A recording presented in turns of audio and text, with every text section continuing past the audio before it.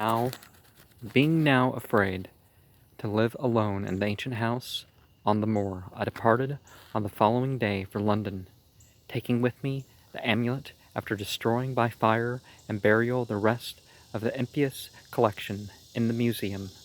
But after 3 nights, I heard the baying again, and before a week was over, felt strange eyes upon me whenever it was dark. One evening, as I strolled on the Victoria Embankment for some time, I needed air. I saw a black shape, obscure one of the reflections of the lamps in the water. A wind, stronger than the night wind, rushed by, and I knew that what had befallen St. John must soon befall me. The next day I carefully wrapped the green jade amulet and sailed for Holland. What mercy I might gain by returning the thing to its silent, sleeping owner I knew not, but I felt that I must try any step conceivably logical. What the hound was, and why it had pursued me, were questions still vague, but I had first heard the bang in that ancient churchyard, and every subsequent event, including St. John's dying whisper, had served to connect the curse with the stealing of the amulet.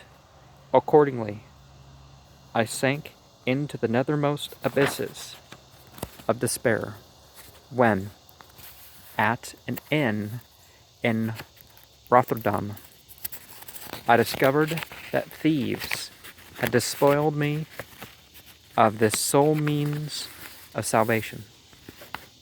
The baying was loud that evening, and in the morning I read of a nameless deed in the vilest quarter of the city. The rabble were in terror, for upon an evil tenement had fallen a red death beyond the foulest previous crime of the neighborhood. In a squalid thieves' den, an entire family had been torn to shreds by an unknown thing which left no trace, and those around had heard all night a faint, deep, insistent note, as of a gigantic hound. And there are ways to exercise such things if they happen in real life. But, this is fiction, of course. So, at last, I stood again in the unwholesome churchyard, where a pale winter moon cast hideous shadows, and leafless trees drooped sullenly to meet the withered, frosty grass and crackling slabs, and the ivied church pointed a jeering finger from the unfriendly sky, and the night wind howled maniacally from over frozen swamps and frigid seas. The baying was very faint now, and it ceased altogether as I approached the ancient grave I had once violated, and frightened away an abnormally large horde of bats, which had been hovering curiously around it.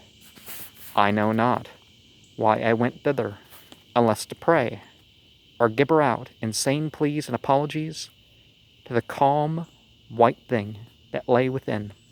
But whatever my reason, I attacked the half-frozen sod with the desperation partially mine and partially that of a dominating will outside myself.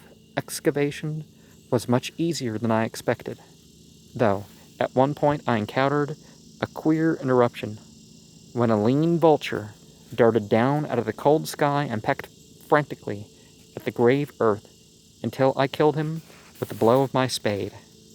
Finally, I reached the rotting oblong box and removed the damp, nitrous cover. This is the last rational act I ever performed. For crouched within the centuried coffin, embraced by a close-packed nightmare retinue of huge, sinewy, sleeping bats, was the bony thing my friend and I had robbed, not clean and placid, as we had seen it then, but covered with caked blood and shreds of alien flesh and hair, and leering sentiently at me, with phosphorescent sockets and sharp, sanguined fangs, yawning twistedly in mockery of my inevitable doom, and when it gave from those grinning jaws a deep, sardonic bay, as of some gigantic hound, and I saw that it held in its gory, filthy claw the lost and fateful amulet of green jade, I merely screamed and ran away, idiotically, my screams soon dissolving into peals of hysterical laughter. Madness rides the star wind. Claws and teeth sharpened on centuries of corpses, dripping death astride a bacchanal of bats from night black ruins of buried temples. A Belial, now, as the baying of that dead, fleshless monstrosity grows louder and louder, and the stealthy whirring and flapping of those accursed web wings circles closer and closer, I shall seek with my revolver the oblivion which is my only refuge from the unnamed and unnameable. And often, it's the horrors that are chosen to afflict, to tempt people with such things as suicide. And life is our success. To stare the dark beings of night in the face and say, I don't allow you to have power over me, is where we really triumph. But sometimes people have to, repent of their deeds. If they're performing necromantic rituals and all that sort of stuff, that's bound to have a lasting effect. And certainly crimes, too. But there's mercy on top of that. Let's not pretend there's not.